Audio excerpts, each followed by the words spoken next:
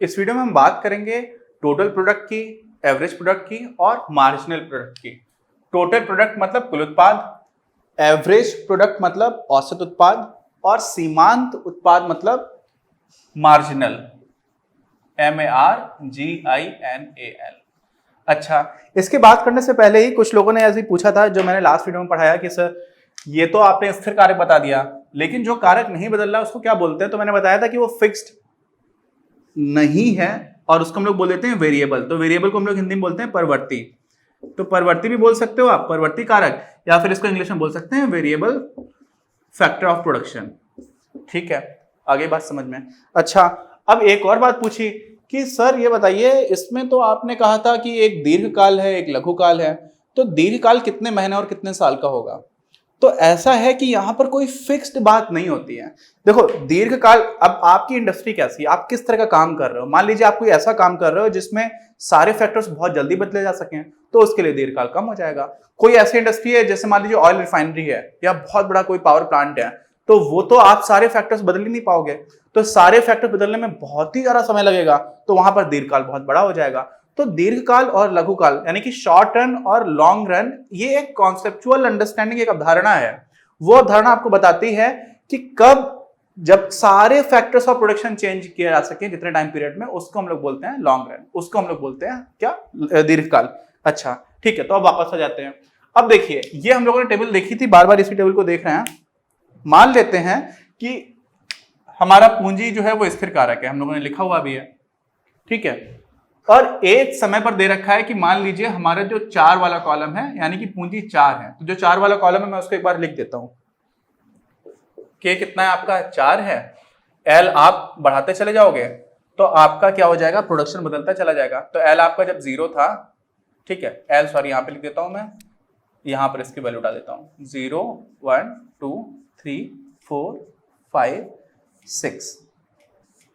अच्छा, तो कितना कितना प्रोडक्शन होता जा रहा है। जब 0 था तब तो आपको पता है कि शून्य हुआ करता था, है ना, क्या हुआ करता था, शून्य हुआ करता था।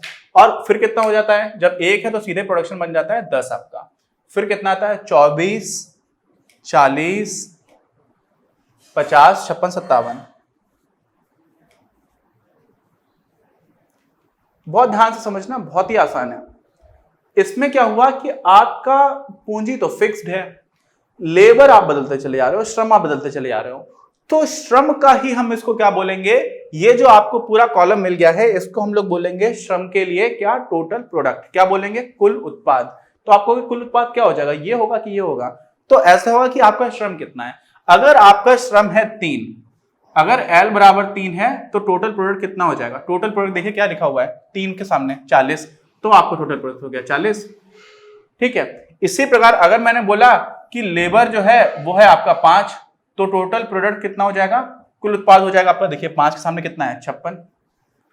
ठीक, और इन दोनों ही केसेस में जो आपकी पूंजी है वो तो भाई साहब इतनी ही बनी रहेगी, समझे राजा बाबू, वो तो फिक्स रहेगी यार, वो इतनी ही है, और ये आपका बदलता चला जा रहा है। तो जो टोटल प्रोडक्ट है ना, वो क्या है वास्तव में, जितना भी लेवल ऑफ वेरिएबल फैक्टर है, वेरिएबल फैक्टर क्या है, परिवर्ती कारक कौन सा है, श्रम है, तो वो कितना, जो भी उसका स्तर है, उस स्तर पे जो फैक्टर ऑफ, जो टोटल आपका प्रोडक्शन आ रहा है, उसी को हम लोग टोटल प्रोडक्ट बोल देंगे, किसका, उस फैक्टर के लिए। क्यों, क्योंकि ये तो फिक्स्ड है। आगे बात समझ में, इतना आसान है।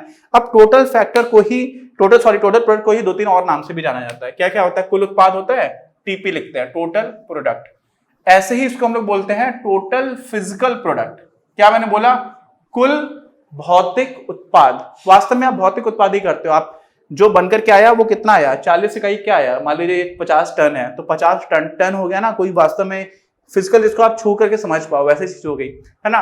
ऐसे ही इसको कभी कभी टोटल रिटर्न भी बोलते हैं। क्या बोलते हैं, कुल प्रतिफल, तो टोटल रिटर्न। तो ये 3 नाम है, रिटर्न मतलब प्रतिफल, इसको क्या बोलते हैं, रिटर्न को प्रतिफल। प्रोडक्ट को क्या बोलते हैं, उत्पाद, तो वो लिखा हुआ है टोटल प्रोडक्ट। और टोटल फिजिकल प्रोडक्ट अगर बोला जाए तो क्या हो जाएगा, कुल भौतिक उत्पाद। तो ये 3 तरह के नाम हो गए। अच्छा, तो अगर मैंने बोला कि जब लेबर कितना है, 5 है, तो कुल उत्पाद कितना हो रहा है, आपने बोला ये तो 56, आपने ऑलरेडी बता दिया, बस इतना सा था। तो अब जैसे ही हमें कुल उत्पाद की बात समझ में आ जाती है, वैसे हम समझना स्टार्ट करते हैं किसको, मार्जिनल प्रोडक्ट क्या होता है और एवरेज क्या होता है। तो मार्जिनल से पहले हम लोग एवरेज की बात कर लेते हैं। एवरेज क्या है यार, एवरेज तो कुछ नहीं है, 56 है। 56 कब है, जब लेबर आपका 5 है, तो जो भी आपका टोटल प्रोडक्ट आया था उसको आपने जितना भी लेबर था उसे डिवाइड कर दिया, तो आपका कितना आ जाएगा 11.2। ये आपका क्या हो गया, ये आपका एवरेज प्रोडक्ट हो गया, औसत उत्पाद हो गया। बस इसमें आप फॉर्मूला आप लिखना चाहोगे तो लिख लो TPL, टोटल प्रोडक्ट। एल क्यों लिखा हुआ है, क्योंकि लेबर के लिए है टोटल प्रोडक्ट। किसके लिए है, लेबर के लिए, डिवाइडेड बाई एल। बस इतना आसान है। अच्छा, तो इसका मतलब क्या हुआ कि जो औसत है वो हमेशा फिक्स रहेगा, तो मैं बोलूंगा नहीं, फिक्स नहीं रहेगा। करके देख लेते हैं। हम लोगों ने कब देखा, 5 वाले में देखा। अच्छा, 3 वाले केस में देखो, तो 3 वाले केस में आपने देखा तो कितना था, 40 क्या था टोटल प्रोडक्ट। टीपीएल कितना है 3 पर, 40 है, और उस टाइम पर लेबर कितना है, 3 है, तो ये कितना हो जाएगा, ये हो जाएगा 13.333 ऐसे चलता चला जाएगा। तो इसको हम लोग कैसे लिख देते हैं, गणित जिन लोगों ने पढ़ा हुआ है 13.3 के ऊपर एक बार लाइन खींच देते हैं, और ये क्या हो जाएगा आपका, ये आपका औसत प्रोडक्ट कब हो जाएगा, ये हो जाएगा APL, और जब L बराबर आपका 3 है, ये कितना हो जाएगा एवरेज प्रोडक्ट लेबर, जब कितना है 5 है। ठीक, ऐसे लिख देते हैं। अच्छा, तो आपको औसत उत्पाद में समझ में आ गया। अब आप बोलोगे सीमांत उत्पाद क्या है, मार्जिनल प्रोडक्ट क्या है। तो मार्जिनल प्रोडक्ट क्या है, मार्जिनल प्रोडक्ट का मतलब होता है कि आपके पास जब 0 लेवल था, तो 0 से जब 1 इकाई आगे गए तो कितना बढ़ गया, 10 बढ़ गया। अच्छा, लेकिन जब 3 पर थे और 3 से 4 पर गए थे तब कितना बढ़ा, तब भी 10 बढ़ गया। तो क्या हर जगह पर 10 बढ़ रहा होगा, नहीं, ऐसा नहीं होगा, ये तो कोइंसिडेंस है सिर्फ, है ना। हम लोग कभी कभी पुराने सीरियल्स देखा करते थे तो बोला जाता था कि अगर किसी और के साथ इसको कनेक्ट किया जाता है तो वो एक संयोग होगा, सिर्फ एक संयोग मात्र होगा। शक्तिमान में भी ऐसा कुछ आता था। तो संयोग मात्र मतलब क्या होगा, कोइंसिडेंस है। यहाँ पर भी 10 हो गया, यहाँ पर भी 10 हो गया, जरूरी नहीं 10 हो हमेशा।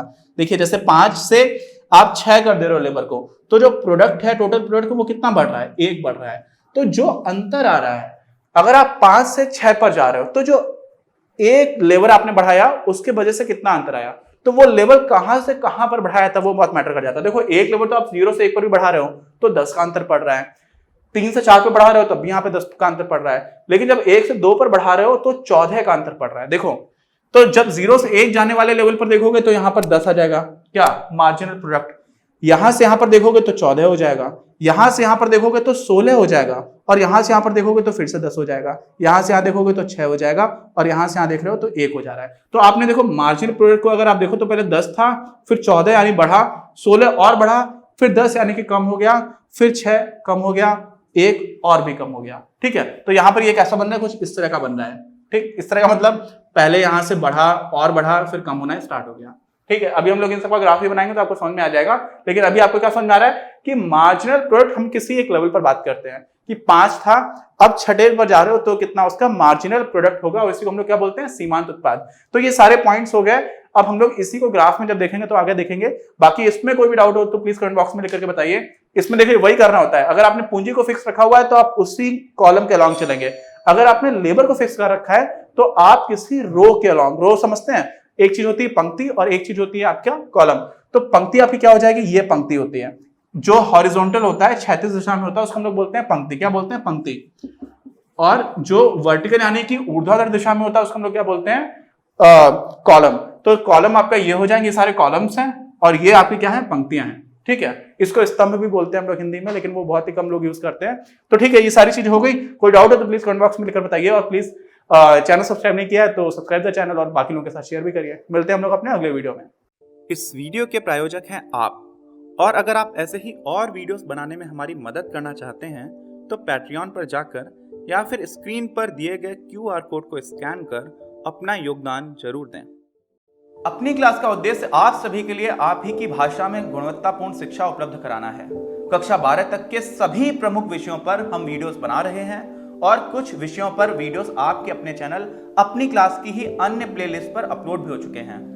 ज्ञान के प्रकाश से देश को सशक्त बनाने के हमारे इस प्रयास में इस चैनल को सब्सक्राइब करके और लोगों के साथ शेयर करके अपना बहुमूल्य योगदान जरूर दें। पढ़ेगा इंडिया तो बढ़ेगा इंडिया।